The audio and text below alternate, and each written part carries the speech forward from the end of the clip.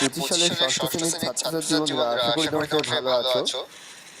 আজ আমরা যে বিষয়টি নিয়ে আলোচনা করব, ষষ্ঠ শ্রেণীর সেকেন্ড সেমিস্টার অর্থাৎ দ্বিতীয় পর্যায়ক্রমিক মূল্যায়নের বাংলার প্রশ্ন পেপার নিয়ে। দেখো, সরাসরি স্নেল মার্ক ষষ্ঠ শ্রেণীর সেকেন্ড সেমিস্টার অর্থাৎ দ্বিতীয় পর্যায়ক্রমিক মূল্যায়নের বাংলার প্রশ্ন পেপারটা দেখতে পাচ্ছ।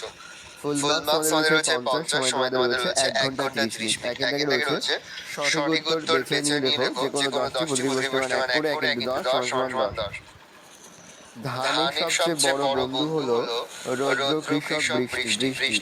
নদীর বাতাস ছাড়ে প্রশ্বাস পাত্রে, পাকুড় বট অসত্য শাকে পাকুড়। দেওয়ালচিত্র রচনার ক্ষেত্রে কোল, মুন্ডা, সাঁওতাল গোষ্ঠীর মানুষেরাই অগ্রসর। পিঁপড়ে গায়ে মাখে ফুলের ধুলোর ধুলোর রেণু। ফাঁকি গল্পে বর্ণিত গাছটি হলো জাম, বেল, আম। উত্তর হবে আম। পিঁপড়ে আশ্রয় পেয়েছিল পাতায়, মাটিতে, জলে পাতায়। বাঘজনী ছেলের কাজে লজ্জা পেয়ে তাকে ভোঁদরের হাঙরে ছাগলের সঙ্গে তুলনা করেছিল। উপসর্গ বসে শব্দের আগে, শব্দের পরে, শব্দের মাঝে, শব্দের আগে।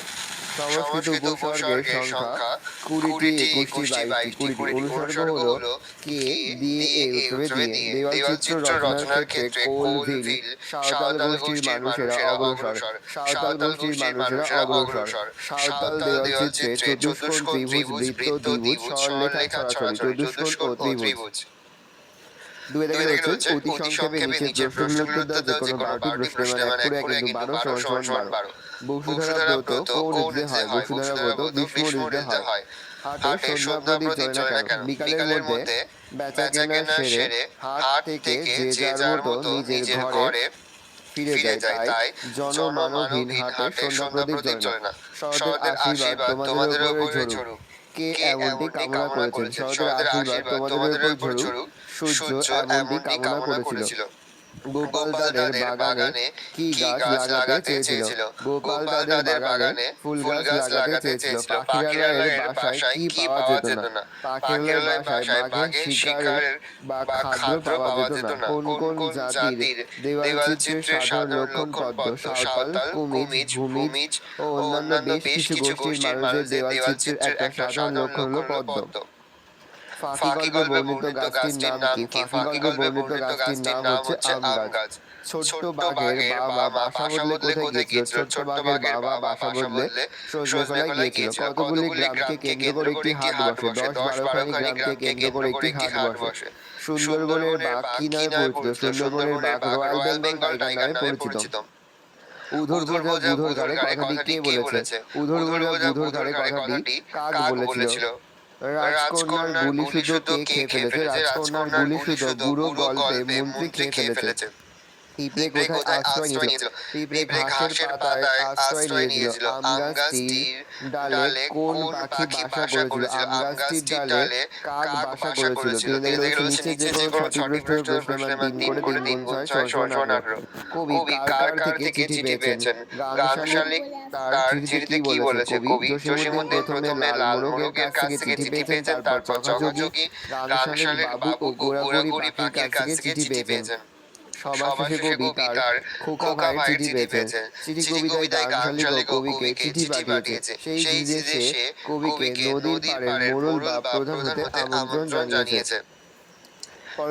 শহর ছাড়লে দুপাশে দেখা যাবে শহরের চিত্রটি কেমন তা ছাড়িয়ে গেলে কোন দৃশ্য দেখা যাবে? প্রখ্যাত সাহিত্যিক সুভাষ মুখোপাধ্যায়ের মৌসুমের দিনের রচনায় গ্রাম শহরের তুলনায় বা শহরের তুলনামূলক আলোচনা প্রসঙ্গে আলোচ্য মণ্ডলের অবতারণা। শহরে সবুজের সমারোহ হারিয়ে গেছে, আকাশ ছেয়ে গেছে কলকারখানার কালো ধোঁয়ায়। রোজকার প্রয়োজনে মানুষ শহরমুখী হয়। শহরে মানুষের পায়ে ছড়িয়ে আছে শহুরে সভ্যতা। সকলেই যেন কিসের কারণে প্রতিনিয়ত ছুটে চলেছে। সেন্স লিখবে, শহরের সীমায় অতিক্রম করলেই দেখা যাবে দরাজ আকাশ, পিচঢালা রাস্তার দুপাশে সবুজের ভিড়ে। সেখানে দাঁড়িয়ে আছে বট, পাকুড়, শাল, সেগুন, বিথি। তাদের ডালপালায় বাহারি শোভা। রাস্তার পাশে কখনো জনপদ, কখনো খোলা মাঠ ধোয়া দেয় যাত্রীর চোখে। ঋতু পরিবর্তনের সঙ্গে সঙ্গে এইসব ছবির পরিবর্তন ঘটে প্রকৃতির আপন মেজাজে। পরের প্রশ্ন, এই রাস্তার ওপরই এক ভারী মজার দৃশ্য দেখা যায়। মজার দৃশ্যটি কেমন তা নিজের ভাষায় লেখো। মৌসুমের দিনের রচনায় পদাতিক কবি সুভাষ মুখোপাধ্যায় গ্রীষ্মের পরিবেশে বর্ণনা প্রসঙ্গে এই মন্তব্য করেছেন। গ্রীষ্মের প্রচণ্ড দাবদাহে বাতাস উত্তপ্ত হয়ে ওঠে।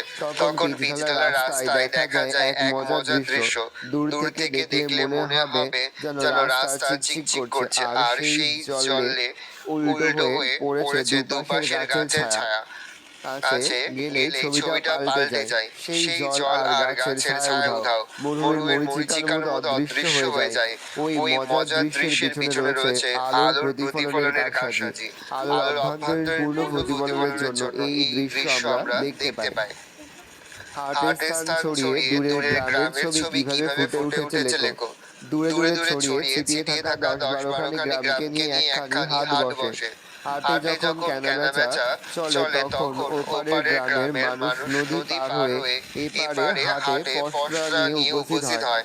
হাট ভাঙার পর সবাই নিজের নিজের গ্রামে ফিরে যায়। পরন্ত বিকালে দূরের আকাশ দিয়ে যখন বকের দল উড়ে যায় তখন সূর্যের শেষ আলো যেন বকের পাখার আড়ালে মুখ লুকায়। এরপর গ্রামের সন্ধ্যা নামে। সন্ধ্যাবেলায় গ্রামের বধূরা ঘরে ঘরে প্রদীপ জ্বালায়। সেই আলোতে দূরের গ্রামগুলি যেন সেজে ওঠে। ওদিকে সারাদিনের কর্মচঞ্চল কোলাহল মুখর হাট তখন গভীর নিস্তব্ধতা আর অন্ধকারে ডুবে যায়। এইভাবে আলোকিত গ্রামের উল্লেখ করে কবি নির্জন হাটের একচিত্রের বেদনাকে জীবন্ত করে তুলেছেন। মাটির দেওয়াল চিত্রগুলি সাধারণত কোন কোন উৎসবে আঁকা হয়? কোন কোন তিথিতে কৃষিজীবীরা কিভাবে তাদের গৃহসজ্জা করে তা আলোচনা করো। মাটির দেওয়াল চিত্রগুলি সাধারণত আশ্বিনের দুর্গাপুজো, কার্তিকের অমাবস্যা বা দীপাবলি এই দুই উৎসবগুলোকে আঁকা হয়। কালীপুজো অর্থাৎ কার্তিকের অমাবস্যা তিথিতে রাঢ়বঙ্গের কৃষিজীবীরা সমাজে অনেক প্রাচীন উৎসব পালিত হয়। এই সময় সাঁওতাল, ভূমিজ, মাহাতো বা কুর্মী, বাউরি, শবর ইত্যাদি গোষ্ঠীর মানুষেরা সমগ্র ঘরবাড়ি মেরামত করেন। তারপর তারা ঘর লেপা মোছা করার পর গৃহাঙ্গনের প্রবেশদ্বার থেকে উঠোন, গোয়াল, ধানের গোলা বা মড়া এবং মূল বাসগৃহ সর্বত্র আলপনা দিয়ে সাজিয়ে তোলেন। সেবারে নিশানা হয়েছে আম গাছটি। ফাঁকি গল্পে আম গাছটি গৃহে গোপালবাবুর বাড়ির নিশানা হয়ে উঠেছিল। গোপালবাবুর বাড়ি ছিল কুড়িঘাট অঞ্চলে। এই অঞ্চলে আম গাছ বিশেষ একটা চোখে পড়ে না। তাই তার বাড়ির পাঁচিলের ধার ঘেঁষে বেড়া ওঠা আম গাছটি সবার দৃষ্টি আকর্ষণ করত। একই সঙ্গে সেটি ওই বাড়িটিকে বৈশিষ্ট্যের দিক দিয়ে অন্য বাড়িগুলোর থেকে পৃথক করে তুলেছিল।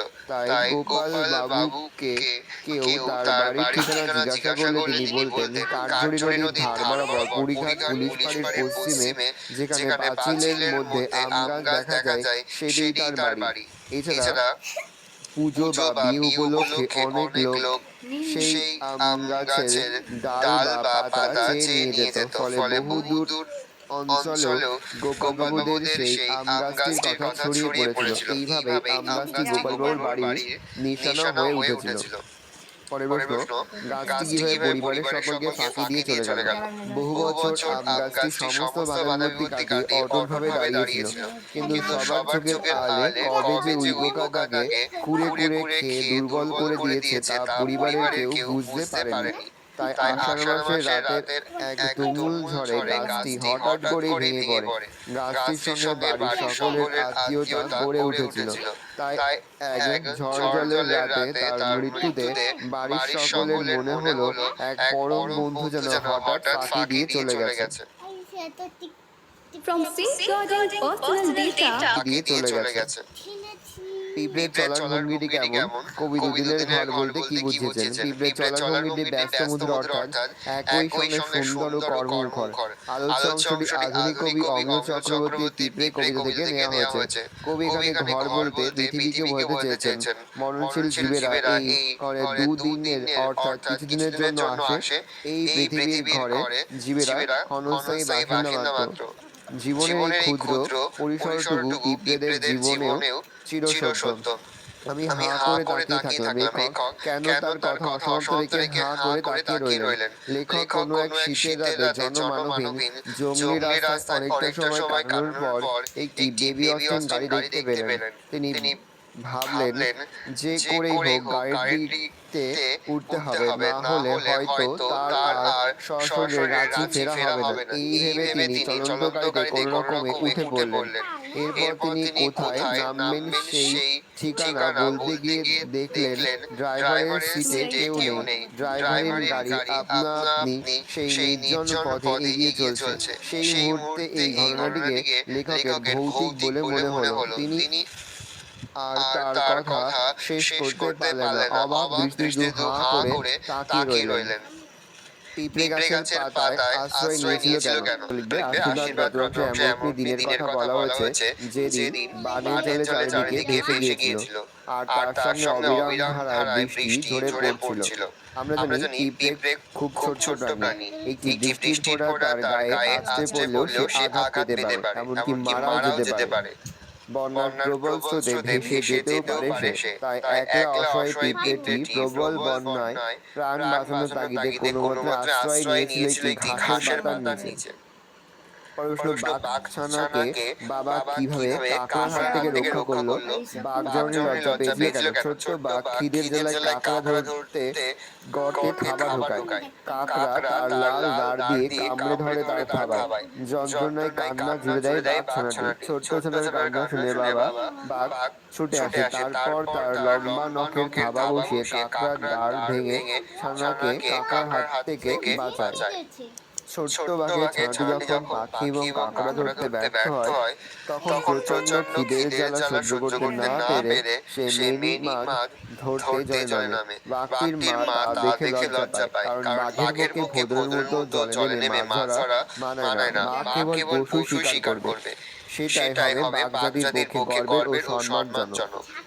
চারিদিকে রয়েছে নিচের নির্দেশ অনুসারে উত্তর দাও। প্রশ্নের মান 1 করে 1 ইন্টু 4 সমান 4। সমচরিত ভিন্নাত্মক শব্দ যুগলের অর্থ পার্থক্য লেখো যে কোনো 4টি। অনু অদনুনায়স অনু আর অমধুনায়স অনু। অদনুনায়স অনু মানে পশ্চাৎ, অমধুনায়স অনু মানে হচ্ছে ক্ষুদ্র। কটাশি কোটি মানে কোমল, কটাশি কোটি মানে শত লক্ষ, কয়শিল কুল মানে তট, কয়শিল কুল মানে কয়শিল কুল মানে বংশ, আর কয় দীর্ঘ কুল মানে হচ্ছে তট। দয় বয় দ্বীপ দ্বীপ মানে জল বেষ্টিত ভূখণ্ড, আর দয় দ্বীপ দ্বীপ মানে হচ্ছে প্রদীপ। দয়শিল দ্বীপ মানে হচ্ছে দিবস, দয় দীর্ঘ দ্বীপ মানে হচ্ছে দরিদ্র। দয়াকার দ্বার মানে স্ত্রী, দয় বয়াকার দ্বার মানে হচ্ছে দরজা। পাঁচ দাগে রয়েছে নিচে যে কোনো একটি বিষয় অবলম্বন অনুচ্ছেদ রচনা করো। প্রশ্নের মান 5। বর্ষণমুখর বাংলা, স্বামী বিবেকানন্দ বিদ্যালয়ে পরিবেশ দিবস উদযাপন। দেখে নাও, আমি স্ক্রল ডাউন করছি।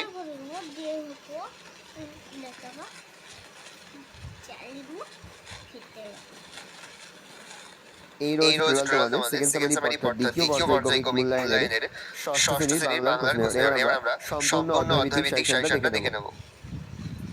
তোমাদের টপিক রয়েছে জসীমউদ্দিনের লেখা চিঠি। দেখে নাও, এখান থেকে যে প্রশ্নোত্তরগুলো পড়বে তোমরা কিন্তু খুব ভালো করে যে কবিতার লাইনগুলো রয়েছে লাইনগুলো কিন্তু পড়ে নেবে। এখান থেকে কিন্তু শর্ট কোশ্চেন থাকবে।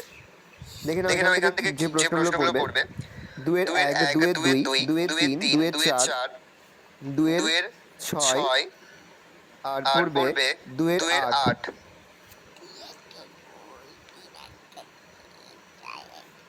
আর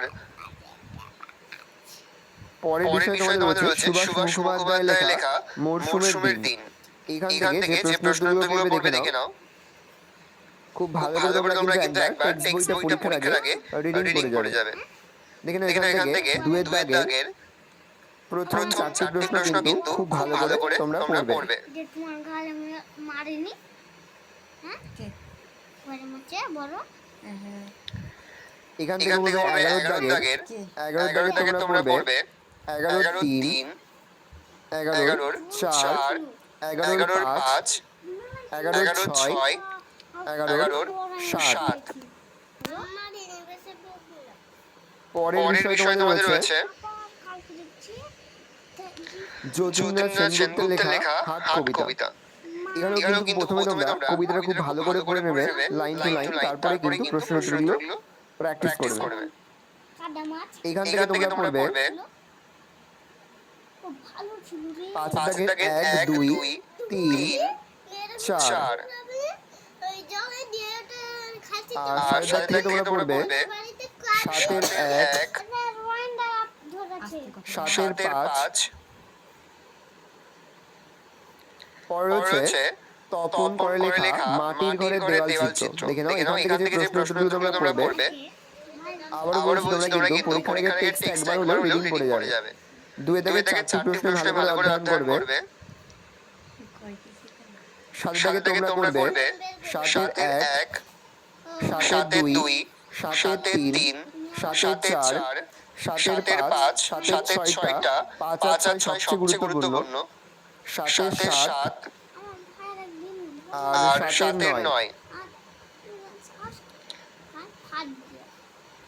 পরে তোমাদের রয়েছে অমিয় চক্রবর্তী লেখা পিঁপড়ে। পিঁপড়ে কবিতা। এখান থেকে যে প্রশ্নগুলো পড়বে 2 এর 1, 2 এর 2, 2 এর 3, 2 এর 4 আর 2 এর 6। আর 10 এর দাগ থেকে বলবে 10 এর 1 আর 2 নম্বর প্রশ্নটি। পরের বিষয় তোমাদের রয়েছে রাজকিশোর পট্টনায়কের ফাঁকি গল্প। দেখে নাও। এটা শেষ হয়ে গেলে কি খেলবো বলতো? এইখান থেকে যে প্রশ্নগুলো তোমরা পড়বে কি খেলবো? শেষ হয়ে গেল 8 এর 1, 8 এর 2, 8 এর 3, 8 এর 4 আর 8 এর 5। আর 9 এর দাগ থেকে পড়বে 9 এর 1, 9 এর 3, 9 এর 5, 9 এর 6, 9 এর 10 আর 11। আমি পারবো এটা করবো। পরে তোমাদের রয়েছে চিত্রগীত। চিত্রগীত কার লেখা ভালো করে পড়বে। হ্যাঁ চিত্রগীত শব্দের অর্থ কি, চিত্রগীতের বাবার নাম, এগুলো কিন্তু ভালো করে পড়বে। বন্ধুর নাম কি ছিল, খুব ভালো করে তুমি টেক্সট পড়বে। ধরে বড় বড়রা আপনারা Only 29 rupees. 6 days.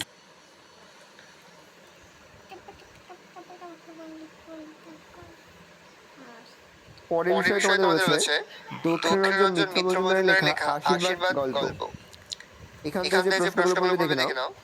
2 এর 1, 2, 3, 4, 5, 6 আর 8 নম্বর।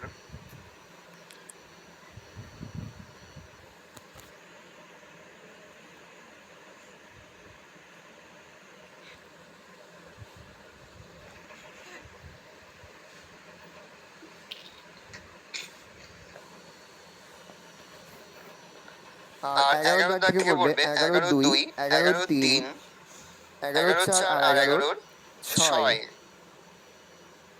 12 দাগ থেকে পড়বে 12, 2, 12, 3, 12, 5, জল আছে জল 12, 8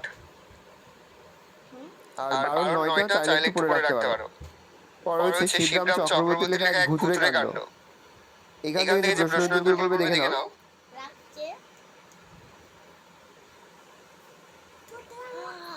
তোর এখান থেকে কি 6 এর 1 নম্বরটি।